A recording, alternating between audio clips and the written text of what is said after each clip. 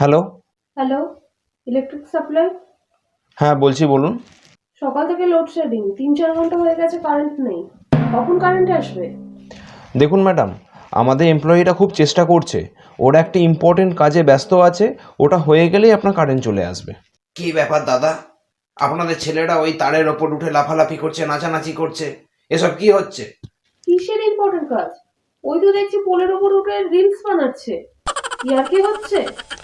দেখুন ম্যাডাম, একটা কথা বলছি, কিছু মনে করবেন না, আর মনে করলেও আমার কিছু এসে যায় না।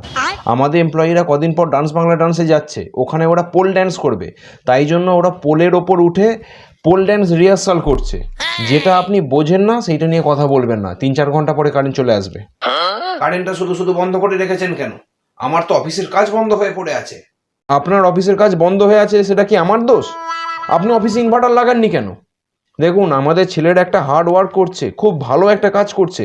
কদিন পর ওদের টিভিতে দেখা যাবে ওরা ডান্স বাংলা ডান্সে যাওয়ার জন্য খুব মাথার ঘাম পায়ে ফেলে প্র্যাকটিস করছে। একটু তো ধৈর্য ধরতে হবে দাদা। শুনুন, যদি আপনার এরকম ট্যালেন্ট থাকে তার ওপর নাচানাচি করা, তাহলে আপনিও করুন না।